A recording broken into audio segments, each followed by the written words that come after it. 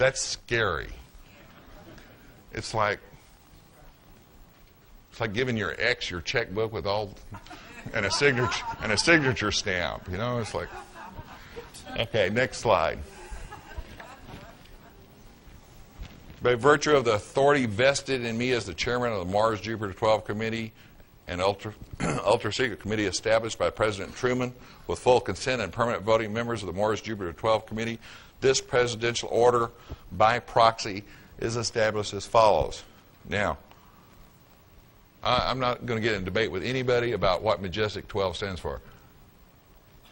This Mars Jupiter was on the document, and I know that a lot of people think it stands for a lot of other things.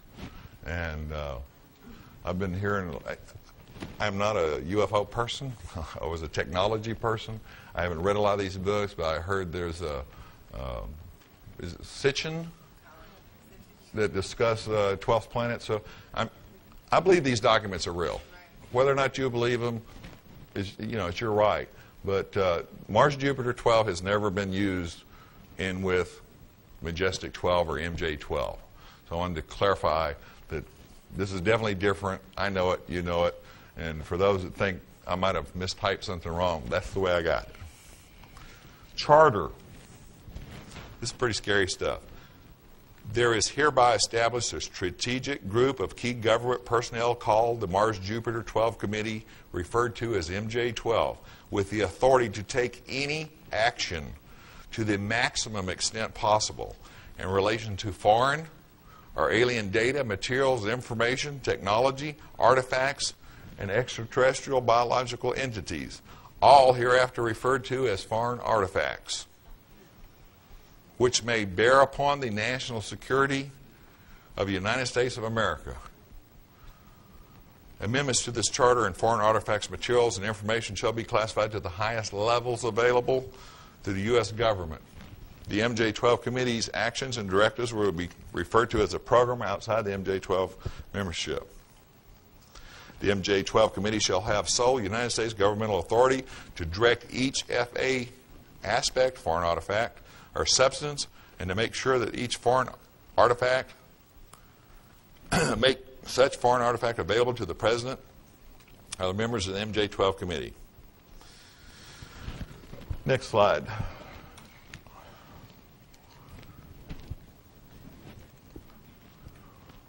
The several departments and agencies of the government, Department of Defense, as identified by the MJ12 Committee, shall be notified by Department Directive to consider any foreign artifact as highly classified and alert DoD Foreign Technology Division immediately upon occasion of any incidents, happenstance, or encounter with foreign artifact. We now know what a foreign artifact is. We've seen a few of them. Next slide. Next slide. Before somebody really good at researching discovers the date on the go back one? Yes, ma'am. Okay. Before somebody just I'm sorry. I'm going to deviate from this just a second. I want to clarify something. Certain dates and names were left out of these documents. I personally filled them in.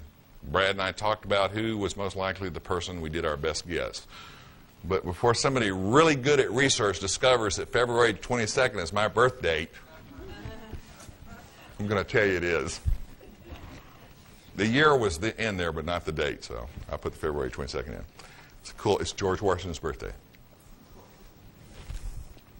Now, the original MJ12 documents presented by Brad Steiger, Stanton Friedman, and Shandera, I think I'll get the name wrong, but referred to an attachment D, or autopsy report.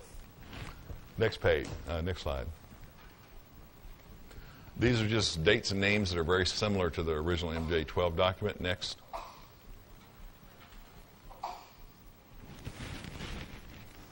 The purpose of this preliminary postmortem examination is to determine the cause and manner of death, the origin of the entities, and the type of biological life form. We're not going to get to the meat if we don't move through this general stuff. Next one. This basically talks about unidentified debris, where it was crashed, who was there. Next slide. Now, what you have to remember is I received and copyrighted this information prior to 1994. This is before Corso ever wrote his first draft. It is before the alien autopsy film was known about, even by Tim Shawcroft, who I just did a video interview with last night, and they were the first to publish the alien autopsy. All this was copyrighted before anybody knew anything about things that have come since. And this is another thing that validates these documents, at least for me.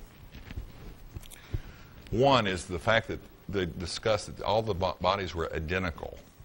And trust me, when the military says identical, we're talking identical. I'm not going to read the details because there's some highlights I want to get into. Next slide. You're talking about the covers. Don't go back, but on the previous page, at the end it said a dark, coarsely textured, flat, black, seamless, almond-shaped apparatus covers each eye with no apparent attachment points. For a lack of better description, eyeglasses or sunglasses come to mind. Perhaps their apparatus is an aid in distance viewing, blocking harmful solar radiation, enhanced spectrum detection, low light or infrared vision, or some other unknown use. Again, I'll make a point of this. Before Corso wrote about seeing these funny lenses, before the alien autopsy, y'all have seen it, remember them peeling off these little black lenses for everybody that says aliens have black eyes. Well, these guys have been hanging around Hollywood because they're wearing shades. Okay? They are not their natural eyes. They have some type of lens. All this was copyrighted prior to 1994. We have documentation. We can prove it to anybody, just like I did the Brits. When they asked me if I could prove I did all the jobs, I said, I brought 200 documents. And it's all going to be on their film, by the way. So that, to me, it's just extremely fascinating to know that, I got all the document. I didn't even know what MJ12 was, by the way, when I got these documents. Color me stupid. I just didn't know. The other point, other than eyes, this has never been discussed. It's a shame we can't talk to the government people that did the alien autopsy so they could spread a little disinformation. It says tiny lines run horizontally from head to foot, much like record grooves, but smaller, and are only discernible through a magnifying glass or microscope. To me, the only reason you'd have something like that is if this thing was a manufactured being, which would also explain why they're identical, and for energy absorption of wide spectrum.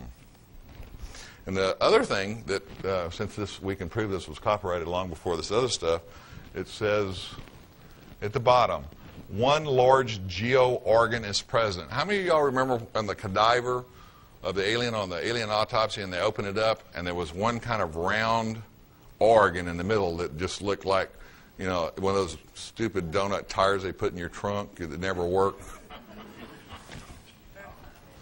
So, here again you have my belief from my sources and documents that we copyrighted that the alien autopsy was done under the direction of the government. And it was done as close as possible to the real thing. Because the best lie is always the lie that's closest to the truth. What would convince you more? If they'd had a triangular shaped being with 12 legs, and it's supposedly the real autopsy, or one that was identical to the real autopsy, except it had an extra finger. To me, the one with the extra finger would confuse people far more than a better-looking film of something really bizarre. By the way, psychological operations is an industry in the military. And there are thousands of people that work in it, and they're good at it. So, I'm going to take questions, and you can put up the next slide for them to look at, because they won't look at me anymore. How much time do I have, or am I out? Okay. I promised you, if you wanted to ask a question. You have that?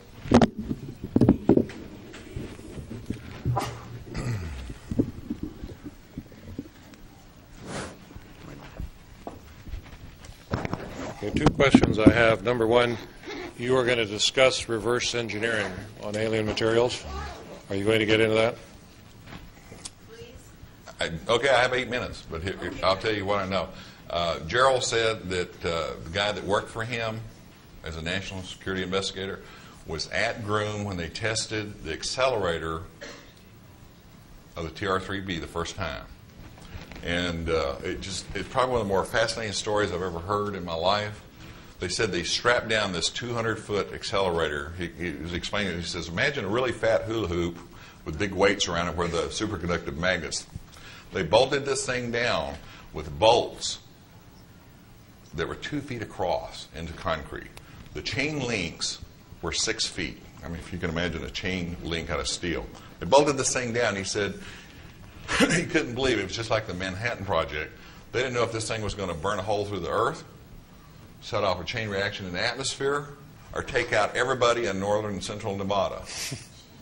They turned this thing on, and they've got, dozens of cameras, people hidden around places where they could watch the cameras, and they held their breath, and nothing happened. Nothing. $20 billion to develop this accelerator from 1965. And I know a guy that worked at General Dynamics, when and they might have been doing it before that, but I can track it back as far as 1965. That much time, that much money, and did nothing. However, they figured out after a while, I guess somebody must have walked up to it like, a car that won't start and kicks the tire. They figured out the thing was 89% of the mass and weight was reduced.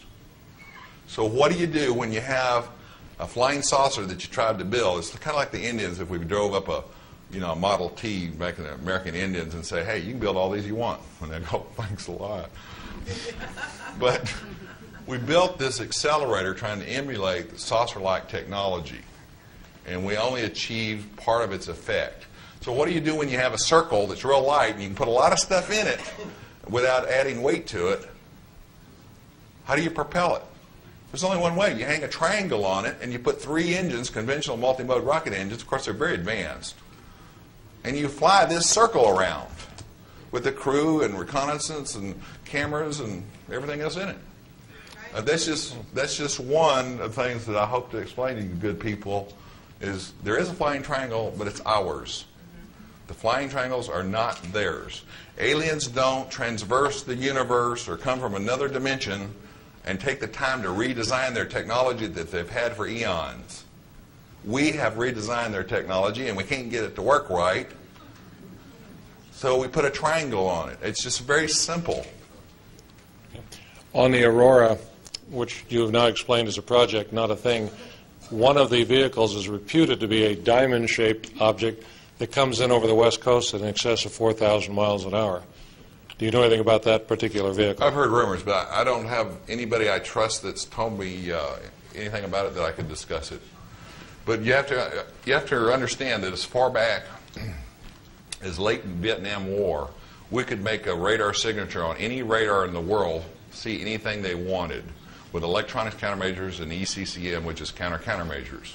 We now have stealth coatings that can put any type of camouflage for visual observation on the aircraft.